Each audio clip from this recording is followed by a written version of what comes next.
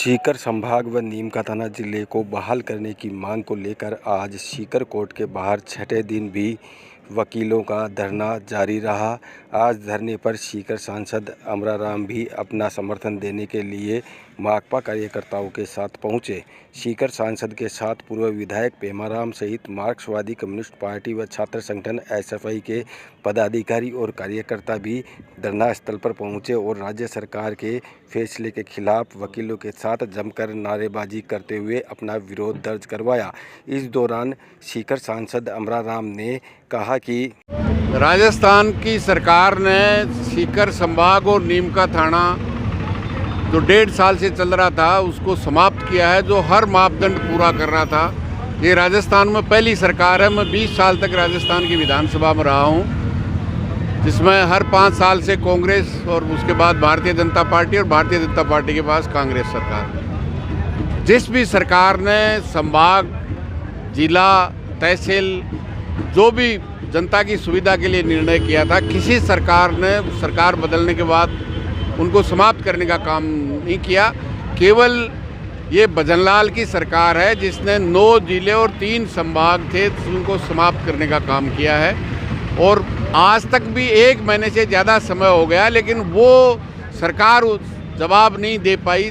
राजस्थान की जनता जवाब मांग रही है कि कौन से मापदंड पूरे नहीं कर रहे हैं, और जो जिनको रख दिया वो तो कौन से मापदंड कर रहे हैं और ये कौन से मापदंड नहीं कर रहे हैं। केवल और केवल राजनीतिक द्वेष के कारण, क्योंकि शेखावाटी यहाँ से सीकर से लेके गंगानगर तक जो भारतीय जनता पार्टी 14 और 19 में 25 की 25 लोकसभा की सीटें जीत के गई थी, यहाँ से लेकर के गंगानगर तक पूरा भारतीय जनता पार्टी का उनकी जन विरोधी नीतियों के कारण जनता ने उनको परास्त करने का काम किया। उसका नतीजा आप देख रहे हैं कि राजस्थान की शेखावाटी में जो मंत्रिमंडल में है, उन्होंने कहा था कि जो रिजल्ट अप्रैल में आया है उसका खामियाजा शेखावाटी को भोगना पड़ेगा, और वो खामियाजा देने का तो मैं निश्चित रूप से बार एसोसिएशन को, सीकर की बार को धन्यवाद देता हूँ। इसको कंटिन्यू कर्मिक 6 दिन से लगातार कर्मिक अनशन और धरना जिन्होंने शुरू किया है, क्योंकि आंदोलन की कंटिन्यूटी बहुत ही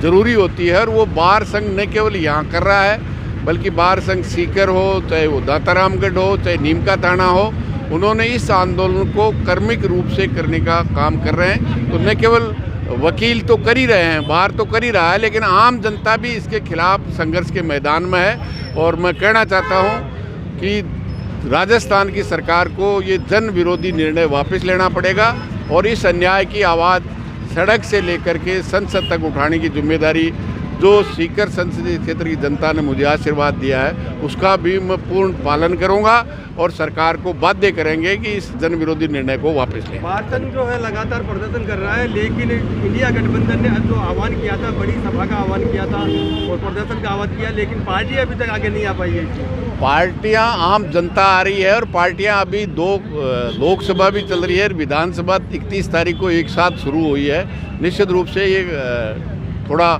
गैप इसलिए क्योंकि जनप्रतिनिधियों को वहाँ भी अपनी आवाज़, जो जनता की आवाज़ है वो उठाने के लिए जाना पड़ता है, इसलिए तैयारी करेंगे, सब करेंगे।